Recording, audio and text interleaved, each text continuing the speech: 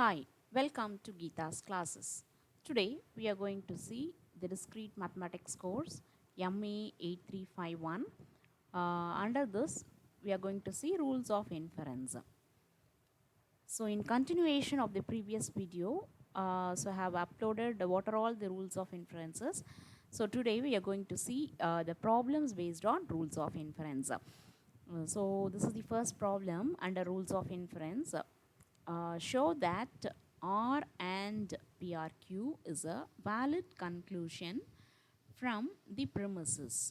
Okay, so these are the premises given in the problem. PRQ, Q implies R, P implies M, and not M. Okay, so these are the premises given in the problem.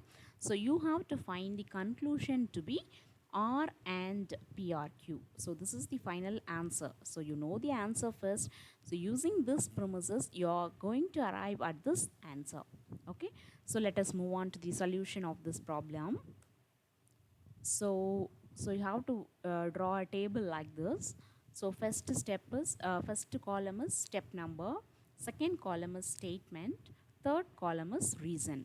Okay, so you have to mention the reason as the rules of inference, name of the rules of inference.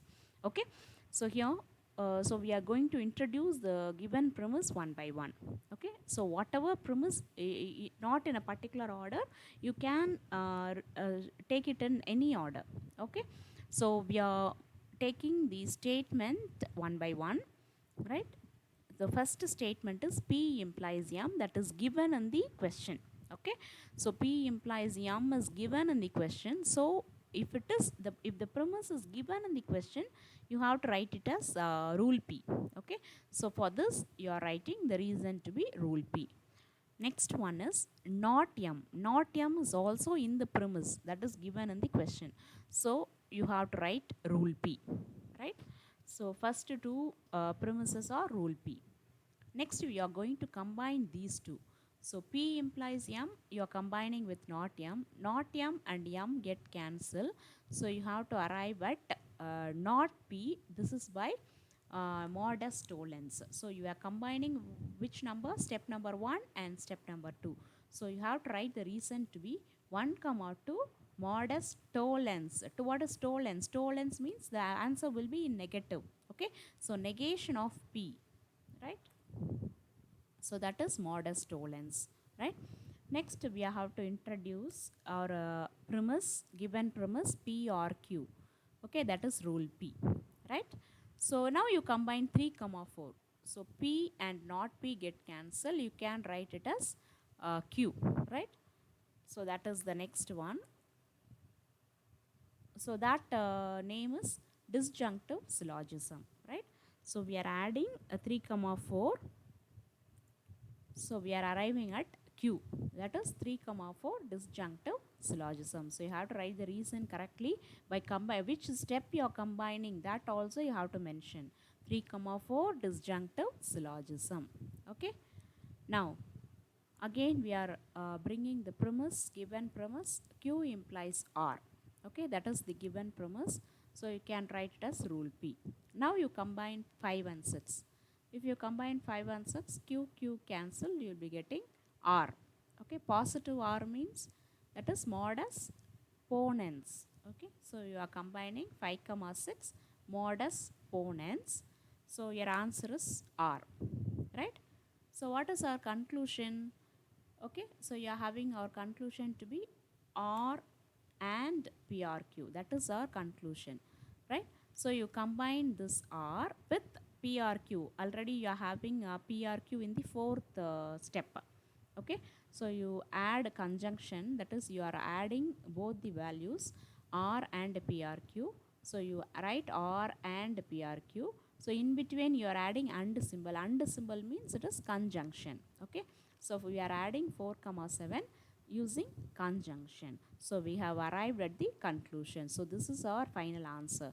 So until, if you get the final answer, until you have to repeat the process again and again. Okay, so you can use any number of steps, you can use any rules of inference finally you have to arrive at the given conclusion. Okay, as the conclusion is given in the question, so you have to arrive at that conclusion. Okay, so this is a valid conclusion. R and PRQ is a valid conclusion. So you have to draw a table, use column number 1 as step number, column 2 as statement, column 3 as reason. So you can introduce all the premise, as well as you can combine both the values by using the rules of inference, and finally you are arriving at the valid conclusion. Okay, now move on to the next problem. This is the question for this problem.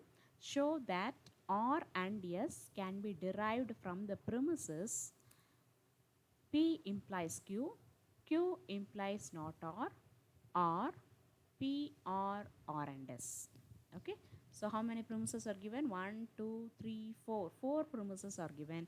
Using these 4 premises, you have to arrive at the conclusion R and S. Okay, now we'll do one by one. We are moving into the problem solution, right?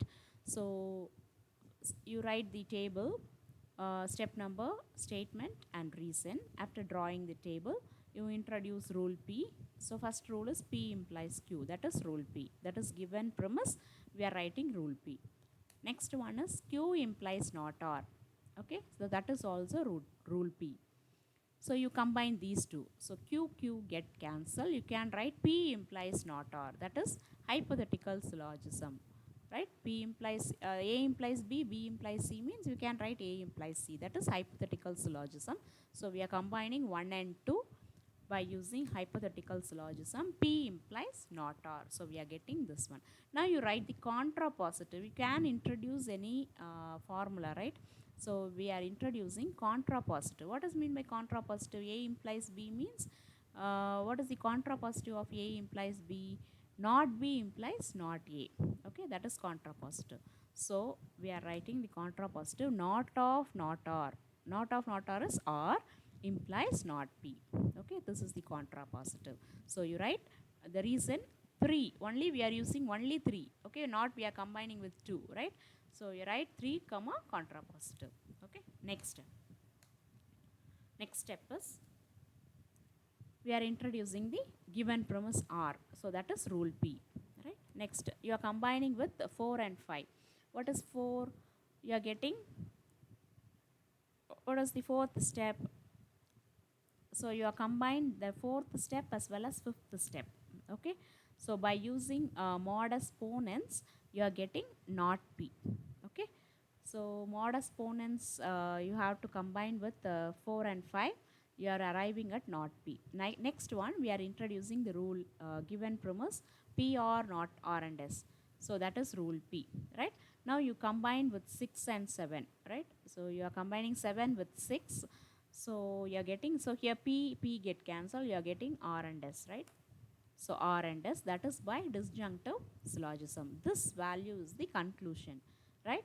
So we have arrived at the conclusion. You can use any number of steps, any number of rules of inferences. So finally you have to arrive at the conclusion R and S. So we are arrived at the conclusion R and S. So this is the valid conclusion. R and S is the valid conclusion. So this is the rules of inference, the method, right? So you can use any rules of inference, you can combine with any formula. So final answer will be the given conclusion. Okay, so you have to arrive at that conclusion. Okay, so if you like this video, please share to your friends and subscribe Geeta's channel. Thank you.